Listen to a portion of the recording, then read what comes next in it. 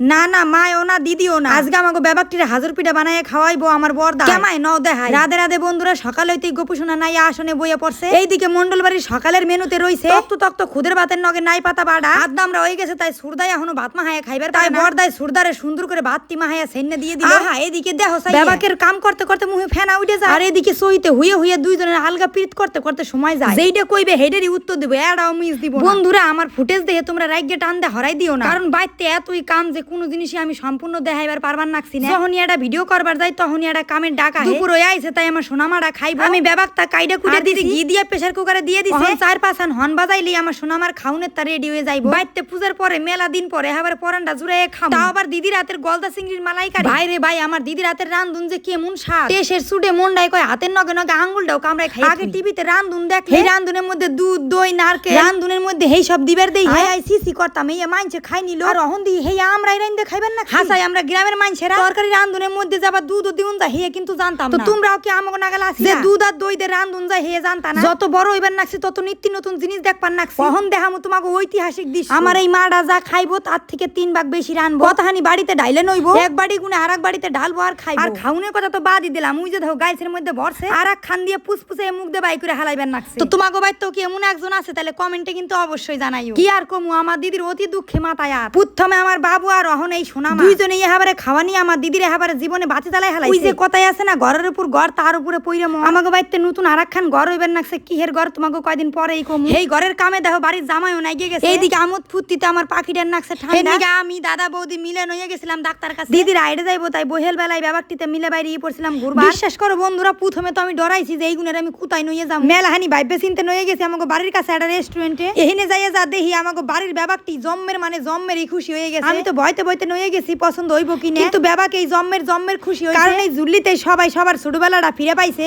যেটা অনেক জায়গায় পাউন যায় না। আর হ্যাঁ, এই জায়গাটা কোথায় চিনবার পারলে অবশ্যই কমেন্টে লিখে যাইও। এইদিকে আমার কুড়িমারা ঠান্ডা নাকছে, তাই বেশি দেরি না করে ছোটমোটো শর্টকাটে খাবার খাইয়া আইডেছি সুজা বাড়ি ঢুকতেই দেখি মায়ে চালের গুড়ি নিয়ে বইছে আর খালে। আর একা গাই কস আমার মাই এখান নাতি খান চলিয়ে যাবে, তাই 2-3 খান কাশির খুসা বানাই দেই। খাতি আর বেনে আবার কবে খাবে না খাবে। এইদিকে বড়দাই কয় মা তুই হর, আমি আজকে তোর পিঠা বানাই খাওয়াই। তার এসে আবার কি যেমন কথা হেমন কা আতার না কবদি বইরা হাজের মধ্যে দিউন চাল। মায় কয় আতাটার একটু দুম সারবার দে। এই কাশির খুসা বানানোর একমাত্র উদ্দেশ্য হলো এই পুলাহানের নিগে। এই পুলাহানে ব্যাঙ্গালোরে যায় আর খালি আমি বাড়ি গেলে দিদন আমাকে গোল গোল খোঁচা পিঠা বানিয়ে দেবা, আমি খাবো। তাইতে মা ইডুসিনে দুধ জাল দিয়ে এর মধ্যে খেজুরের ঝোলা গুড় দিয়ে ফুটাই দিছে যাতে দুই আড়া খাইবার পারে। আর হাতে আবার হইছে বাবার সহে দুলে দিয়ে বাইতে মাংস। তাইতে দিদি খাইবার নাকছে আর কইবার নাকছে বোন রে তুই তো খাইবার পারো। আমি এই যে খাইয়ে গেলাম আর যে মায়ের রাতের পিঠা কবে পাম। খাইতে খাইতে রাত 8টার সময় আইডিছে গাড়ি, ঠিক ভোর 5টার সময় দিদি বাবার বাড়িতে গুনে আইডে যাবে হসুর বাড়িতে। তখন আর দিদির নিগে পরান পুরে কুইডা গুনের নিগে। আর এইদিকে চাইয়া দেখো ওষুধ যে কেউ চাইয়া খায়, হেডা আমার সোনা মায়ের না দেখলে বুঝুনি যাইবো না। তো বন্ধুরা আমার ব্লগখানে এখানেই শেষ করলাম। ভালো লাগলে অবশ্যই একটা লাইক করে সাবস্ক্রাইব করে দেখা হইবার নাকছে খুব তত্তরি এখনকার মতন। বাই।